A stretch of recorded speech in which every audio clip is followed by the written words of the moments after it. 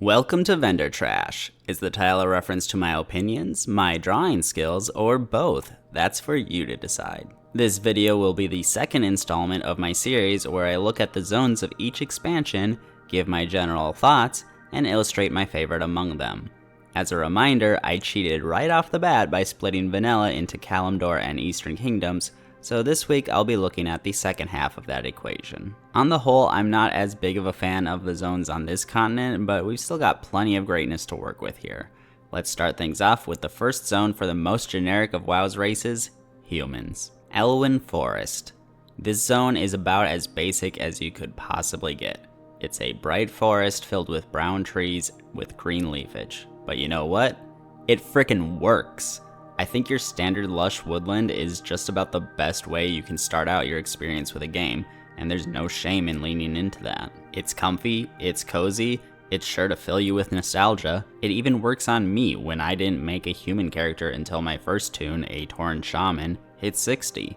But dang if the thought of running around Northshire Abbey on a level 1 paladin doesn't warm my heart.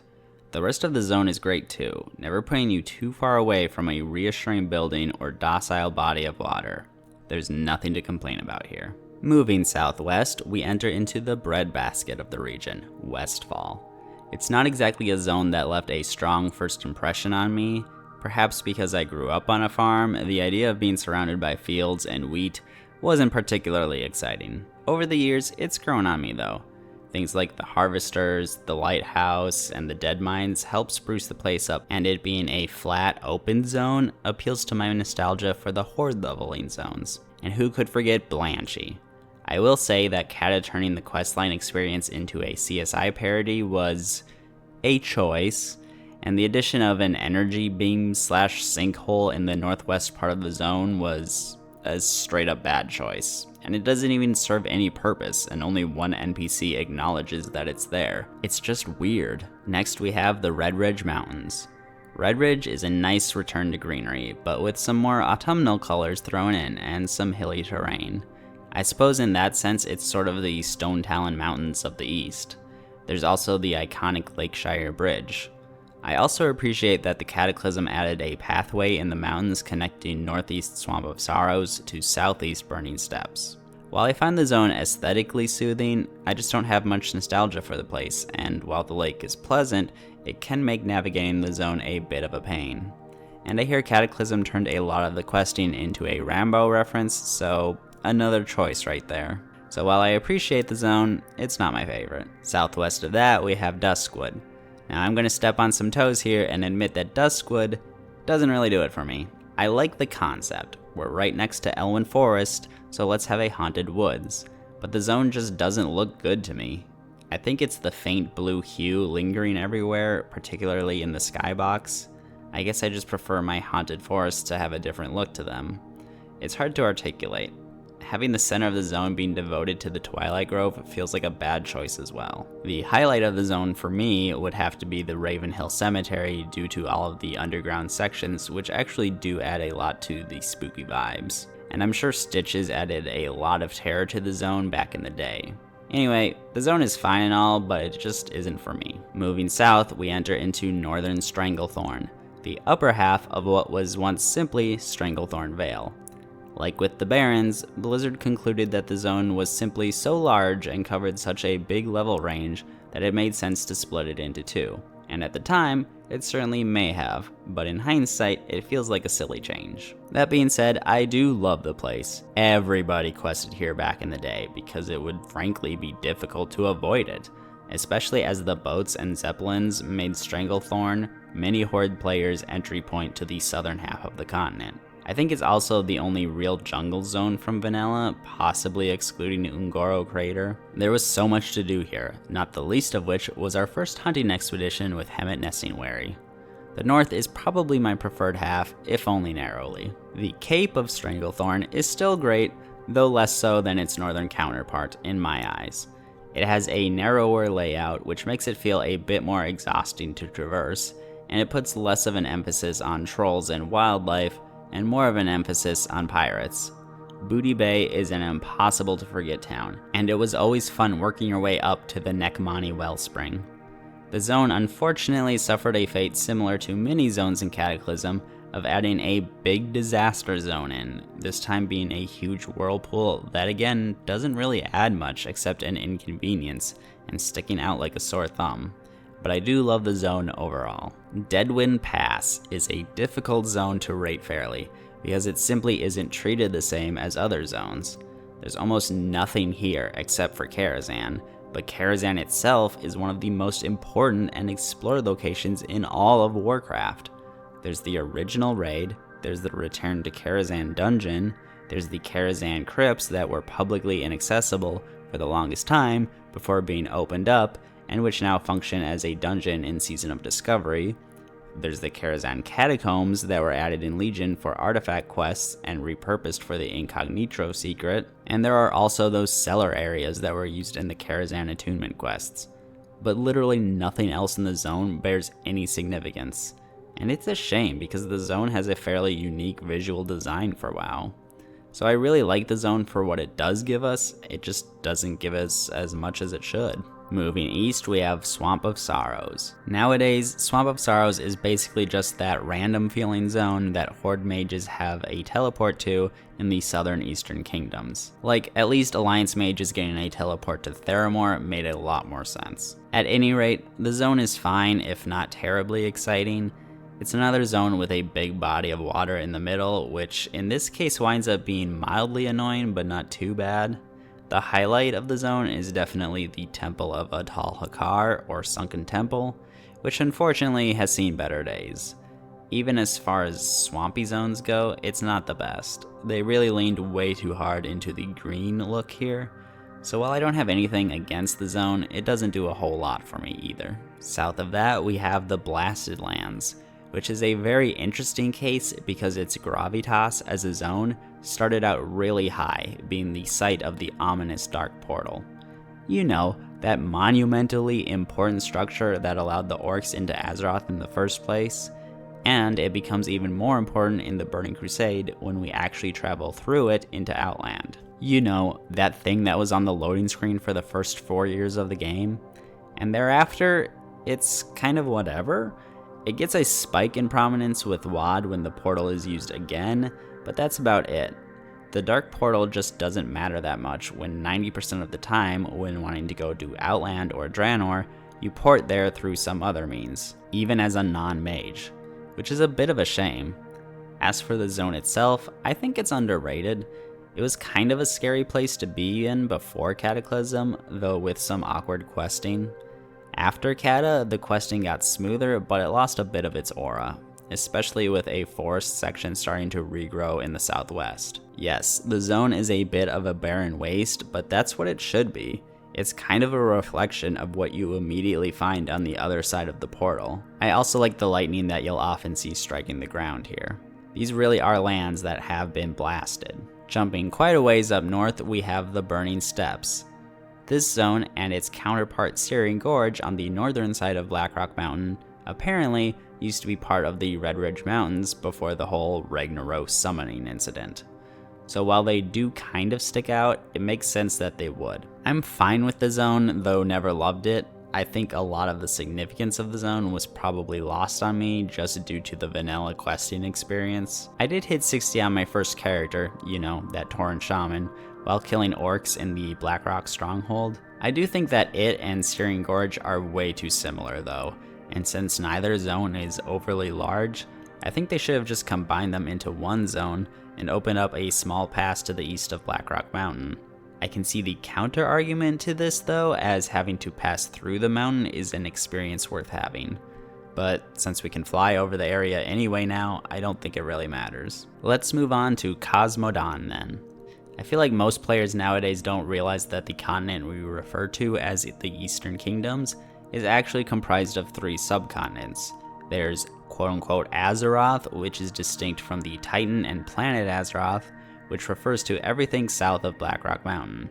The name is probably a holdover from the early days of Warcraft history, which focused on this area, and I assume it just sort of got conflated over time. Nobody really refers to the subcontinent anymore, since the planet is kind of more important. From Blackrock Mountain up to the Thandol Span, we have Cosmodon. and everything north of that is Lordaeron. Whether you want to count Quel'Thalas as a 4th subcontinent or as part of Lordaeron for either lore or gameplay purposes is kind of ambiguous so far. Now then, let's join the level 1 dwarf characters in their home of Dun Morogh. As stated in my Kalimdor video, snow areas have a hard time selling themselves to me.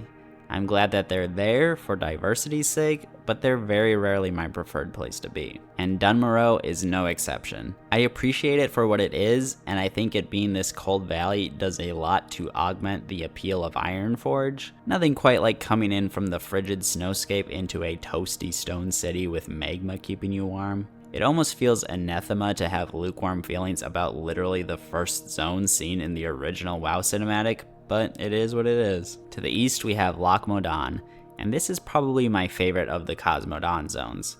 It simultaneously has a lot of interesting design elements while feeling like a very simple place. Importantly, I'm referring mostly to the vanilla version of the zone, as Cataclysm did it no favors. The Stonerot Dam and of course the lock itself are tremendous landmarks, and this is one of the few cases where having a big lake in the middle of the zone works well. I'm looking at you, Moonglade and Redridge. It's a darn shame that Deathwing destroyed the dam and mostly drained the lock out. That was the zone's whole thing. It'd be like if you took Thousand Needles and filled it up with water. Oh wait. Anyway, the zone also features the Valley of Kings, with its twin statues of Madaron Bronzebeard and Cardros Wildhammer. And there are also a multitude of dwarven tunnels that all connect to this zone, from Searing Gorge, Dun Morogh, and the Wetlands. I really like those tunnels. They have an adventurous feel to them, especially without flying, and Thelsmar gives you that cozy dwarf village feel without you having to freeze your toes off. So all in all, a great zone, especially back in the day. To the north, we have the Wetlands. I don't have a ton of memories of the place, though I do remember farming the Crimson Whelpling pet here back in the day. There's nothing really bad about the zone, save for its overly straightforward name. It makes a lot of sense as the geographic neighbor to Lochmadon, Twilight Highlands, and even the Arothy Highlands. I'm not sure how I feel about the lands being extra wet during Cataclysm as a result of the dam's damage, but I wasn't a fan of Menethil Harbor specifically getting flooded. The Thandol Span is kind of neat too. Night Elf players probably remember the zone primarily as their entry point into the Eastern Kingdoms from Aberdeen, and the trek they had to make south, though the harbor now connects to Theramore and Valgard in Howling Fjord. I think the zone just serves well as a low-stakes transition from Cosmodon into Lordaeron.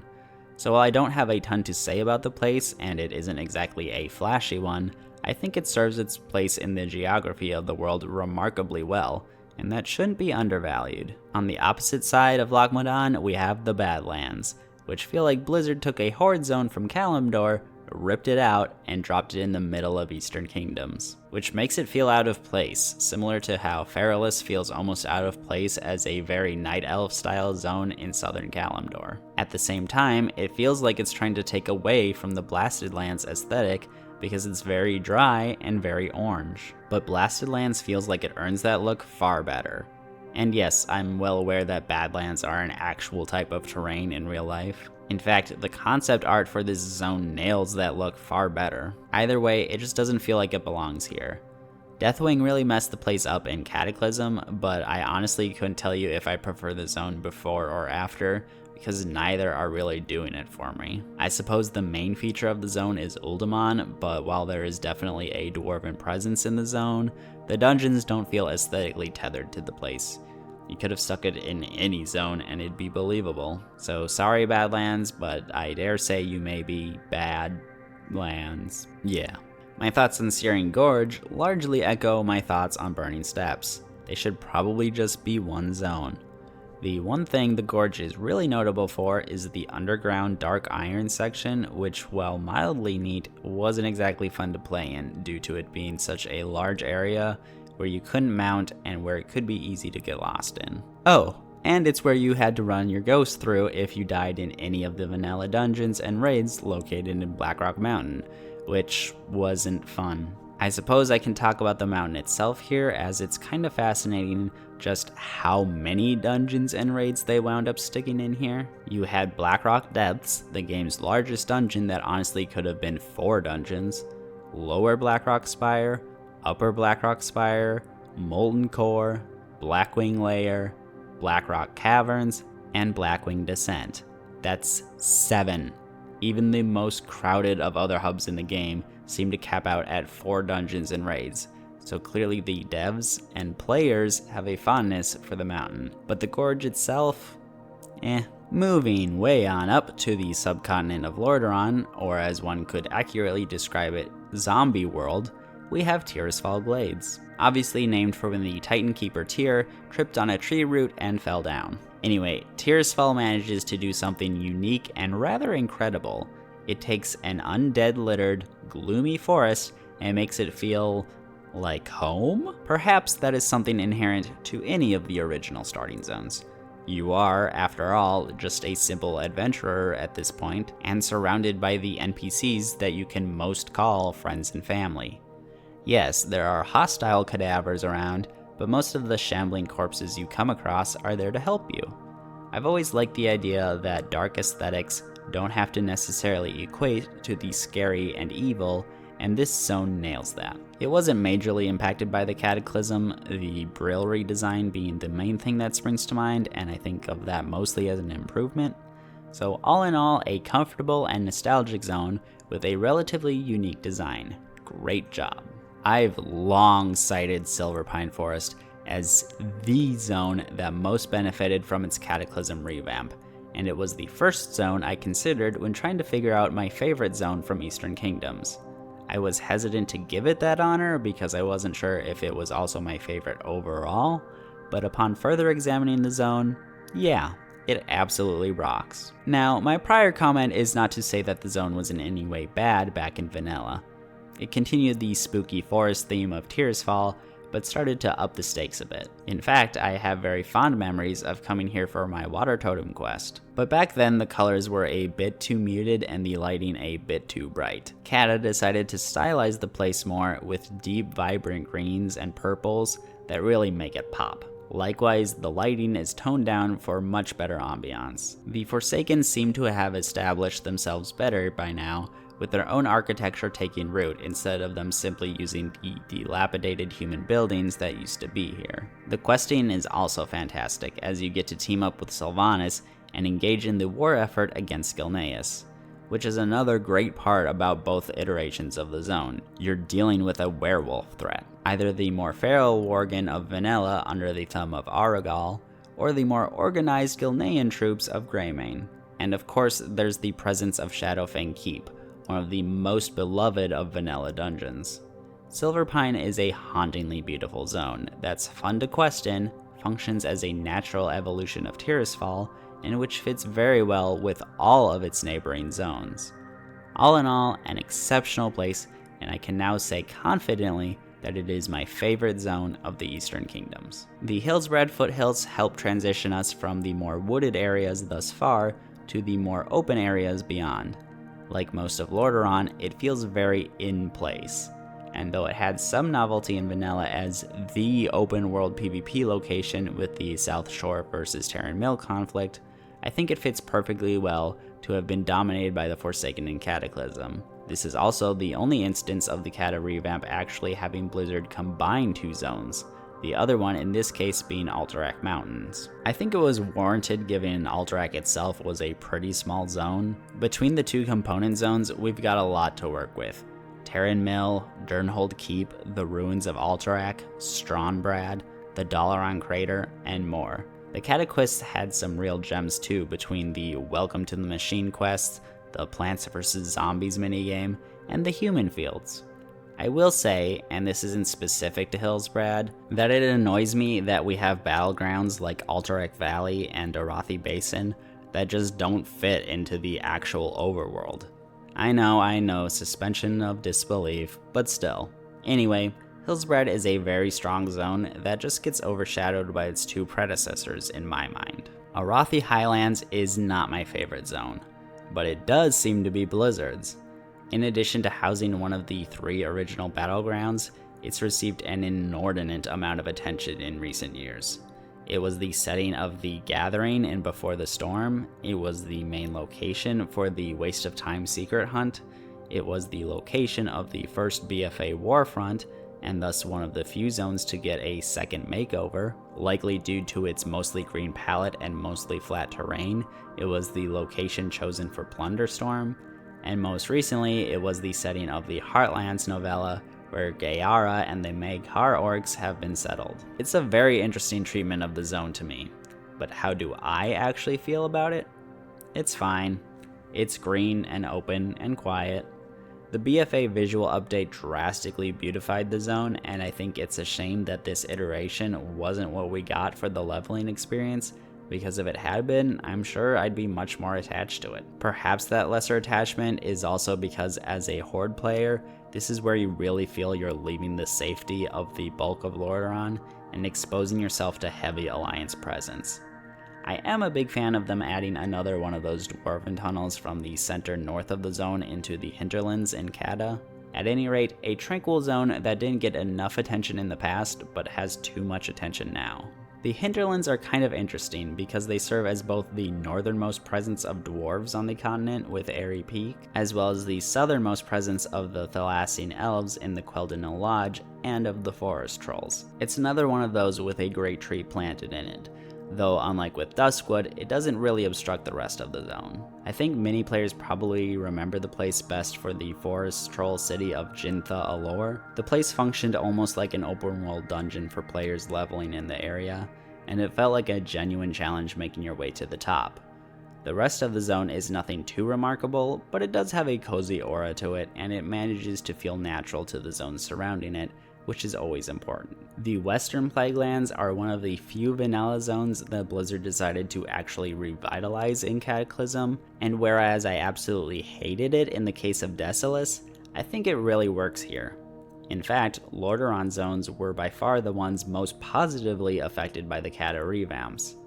There are two key differences between Western Plaguelands and Desolace. The first is that it has the Eastern Plaguelands as a companion zone, and that has a lot of the same elements and color palette as it anyway. The second is that WPL was already a wooded area, so shifting some of that to simply be more vibrant and lively is a much less jarring shift.